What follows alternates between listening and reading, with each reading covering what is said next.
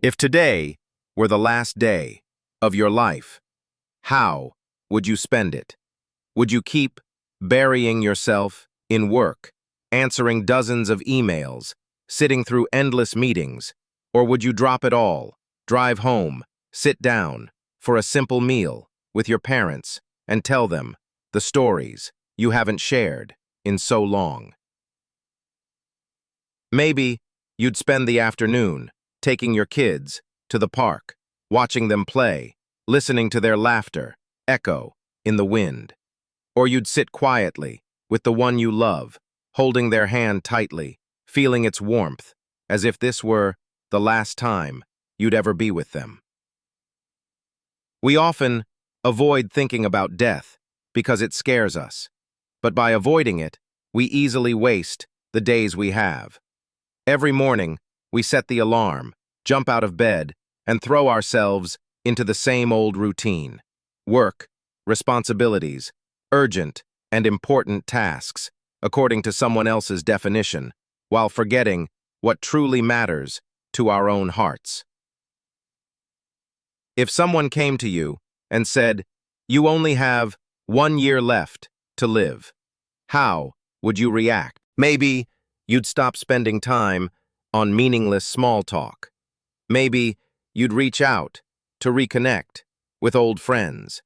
Maybe you'd finally start the dreams you've kept locked away in a drawer. And surely you'd slow down to hear the wind, to watch a sunset closely, to hold someone just a little longer. The question is, why do we only live this way when we know our time is running out? Why not live like that now? Steve Jobs once said, "Remembering that you are going to die is the best tool I've ever encountered to help me make the big choices in life." He didn't say this to spread fear, but to remind us that time is finite. And when you truly understand that your time has limits, you'll know exactly what's worth your passion and what's just noise. I think of Emily, a young woman living in New York. She had a stable office job, a decent salary, and a life that revolved around work, shopping, and scrolling through social media at night. Deep down, she wanted to learn photography, to travel across Europe, but she kept telling herself, "I'll do it later, when I have more time." Then one day, the doctor told her she had a rare illness. That news swept away all her later plans like a storm. The very next morning, she stopped sleeping in on weekends. She woke up early, grabbed her camera, and wandered the streets, capturing ordinary but vibrant moments. An old man reading the newspaper in the park, two hands clasped tightly in the crowd, sunlight streaming through, a morning coffee. She told me, "I don't know how many days I have left, but I know today is a beautiful day." Emily's story makes me wonder, we're alive, but are we truly awake in each moment? Have you ever eaten a meal without glancing at your phone? Have you ever walked without headphones just to hear birdsong and the rustle of leaves? Have you ever looked into someone's eyes and truly felt them with your full attention? Living meaningfully starts with little things like that. Because meaning isn't only in the big milestones, but in every moment we live fully. Time is the one thing that once gone can never be taken back. And sometimes, just by changing one small habit, we can open a whole new way of living. Maybe it's turning off your phone during dinner. Maybe it's waking up 15 minutes earlier to watch the sunrise, or simply taking a deep breath and smiling, realizing you are still here. Local host. Life is a series of choices. Every day we face dozens, even hundreds of choices, from what to eat for breakfast to whether we should apologize, whether to take a new opportunity.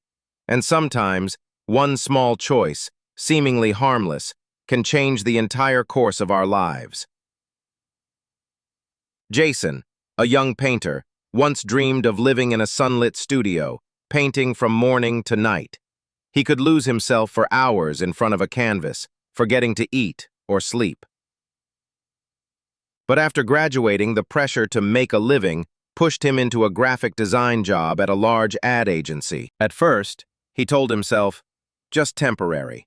Then I'll go back to painting. But months turned into years, and he drifted further and further from his art. Every day, he designed, according to clients' demands, colors, concepts, messages, all decided by others. Eventually, he realized he had forgotten what creative freedom felt like. One day, after receiving a large bonus, he looked at the check and realized no amount of money could buy back the joy he had lost. He quit. Back in his small attic, he started painting again, from scratch. At first, no one bought his art. He lived off his savings, cut back on eating out and buying new clothes. But little by little, his work gained attention. At his first solo exhibition, Jason stood silently in front of his largest painting, eyes wet. I'm not rich in money, but I'm rich in joy.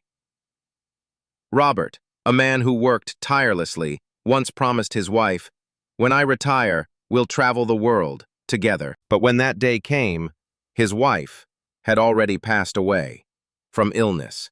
He sat alone in his large, empty house, looking at the unused plane tickets. And in that moment, he understood. Time with those you love is something you can never buy back. From then on, he kept a journal for his children and grandchildren. On the very first page, he wrote one line that silences everyone who reads it. Live today as if it's your last chance to love.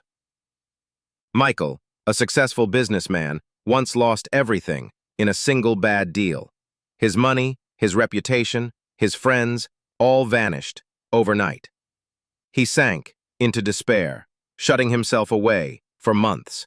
Then one morning, his 8-year-old son walked in, placed a tiny hand on his shoulder and said, "Dad, I know you can do it again." Those words pulled him out of the darkness. Michael started over, taking manual labor jobs he'd never imagined, loading boxes in a warehouse, helping in a small store, until he slowly opened his own shop. 5 years later, he was successful, again. But when asked what his greatest gain was, Michael smiled and said, "Not money, but the faith of someone I love." These stories show that life's meaning doesn't always come from grand plans, but from small, right choices. Choosing to spend time with family instead of working overtime. Choosing to say, "I love you," instead of staying silent. Choosing to start your dream instead of putting it off. Every choice is a brick, and each day you're building the house of your life with those bricks. Ask yourself, if today were the last brick, how would I want it to be? When we're young, we often think happiness is something big, a big house, a new car, a prestigious job. But as we grow older, we realize real happiness often hides in the simple, ordinary things we barely notice. It might be a cool morning with a hot cup of coffee, standing by the window, hearing birds sing. It might be your mother's hand on your shoulder, saying, "Come home for dinner." It might be a stranger's smile on a crowded street. I once got lost in Tokyo without knowing a word of Japanese. An elderly man, maybe 80, came up to me. Without speaking English, just through gestures and a warm smile, he walked me across 3 streets to the exact cafe I was looking for. Before leaving, he bowed deeply. Just a few minutes, but the warmth of that moment has stayed with me ever since. We live in a world that's too busy. Phones always ringing, inboxes always full, schedules always packed.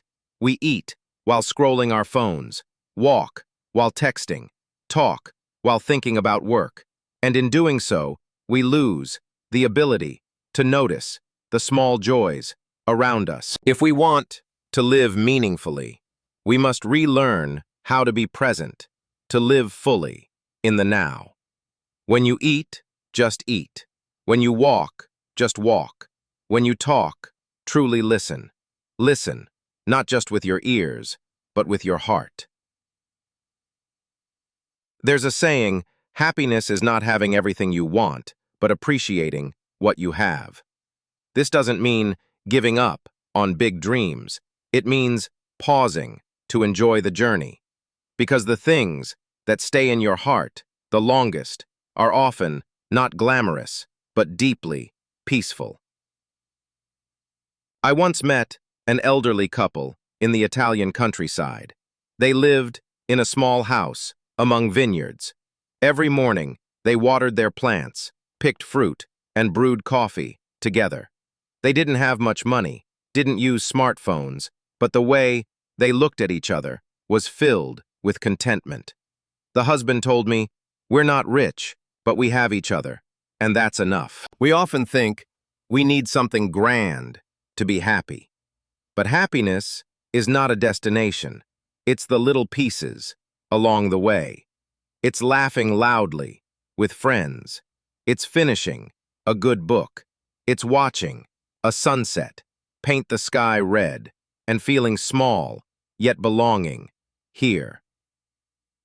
The sad truth is, many people only realize the value of these moments when they're gone.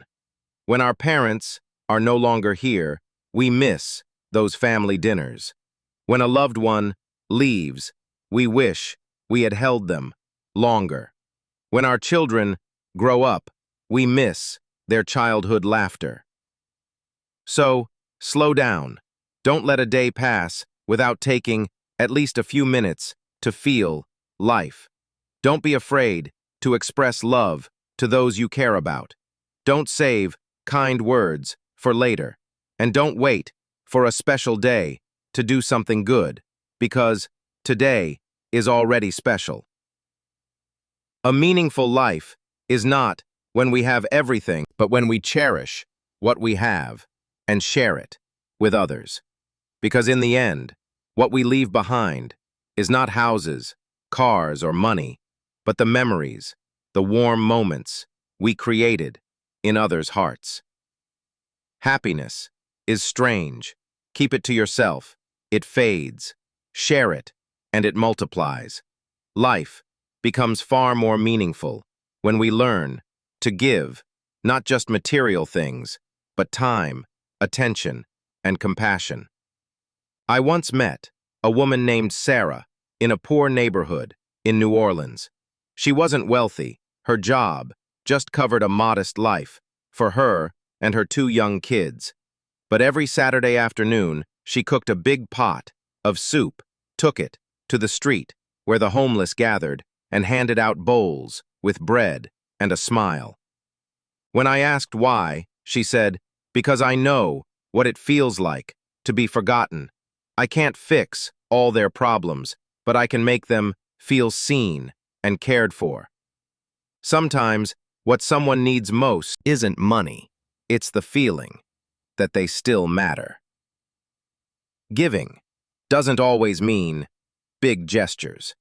Sometimes it's giving up your seat on the bus for an elderly person, holding the door for someone, or sending a quick message to check in on a friend who's feeling down. Small things like these can change someone's whole day or even save a life. Once, a young man named David saw a stranger struggling to change a flat tire in heavy rain. He stopped to help. They talked briefly, then went their separate ways. Months later, David received a letter from that man.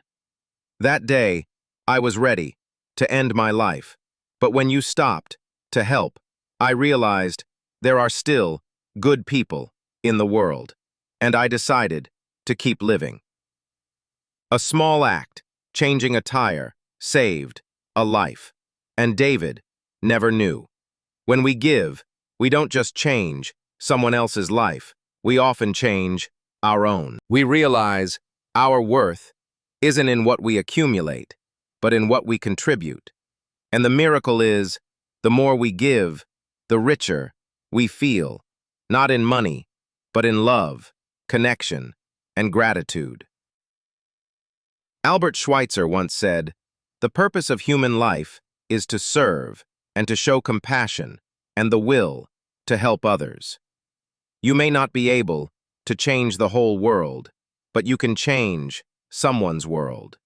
When we live for others, our own burdens feel lighter. We stop focusing on what we lack and start seeing what we can share. And in that moment, our hearts grow bigger, our souls lighter. Life will not always be kind.